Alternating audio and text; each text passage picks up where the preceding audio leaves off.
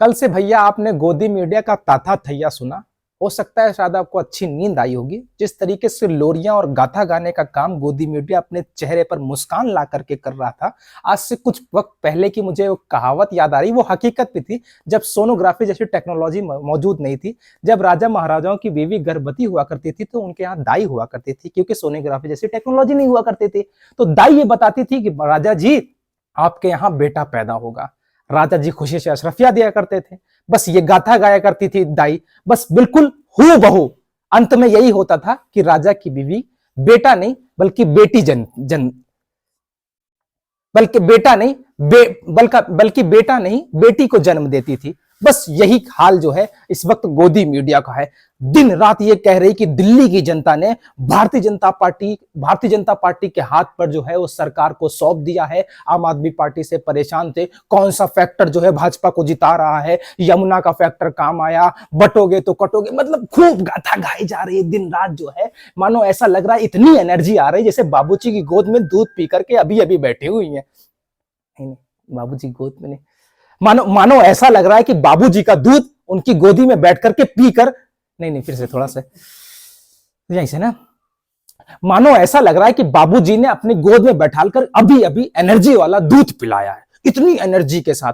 लेकिन मैं आपको बताऊं, आप एग्जिट पोल को ना देखें, क्योंकि मतगणने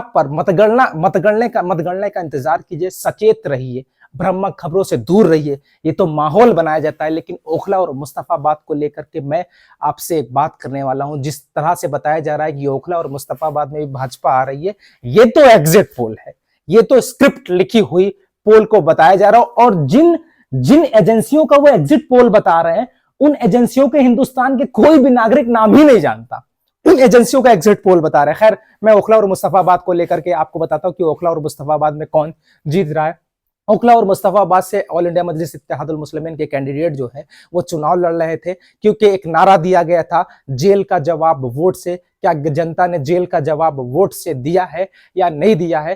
क्योंकि देखिए, सीए एनआरसी एनपीआर जैसे काले कानून आते हैं तो उसका संवैधानिक तरीके से, शांतिपूर्ण तरीके से अगर कोई प्रोटेस्ट करता है तो वो एक मुसलमान होता है, और उसकी खता यही होती है कि वो मुसलमान है। शफाउर रहमान साहब को जेल की सलाखों के पीछे डाल दिया जाता है। जनता ने उनकी तस्वीर देखी, जनता ने उनके पीठ पर जो है वो निशान देखे कि किस तरीके से उन्होंने लाठियां खाई जनता के लिए। जनता ने देखा जब वो जामिया के अध्यक्ष रहे स्टूडेंट के, कि किस तरीके से स्टूडेंट्स की मदद करते रहे।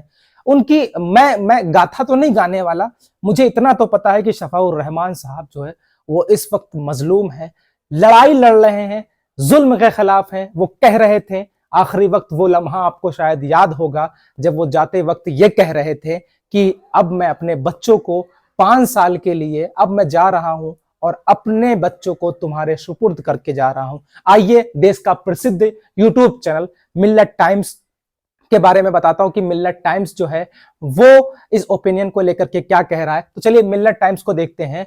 जहां आम आदमी पार्टी को 45 से 50 सीटें दे रहा है, वहीं भारतीय जनता पार्टी को 18 से 23 सीटें दे रहा है, और कांग्रेस के खाते में एक नजर आ रहा है। सबसे बड़ी धुर बेइज्जती का काम जो है वो कांग्रेस के लिए है। कांग्रेस चलिए खाता तो खोल रही, 2020 में तो खाता भी नहीं खोला था।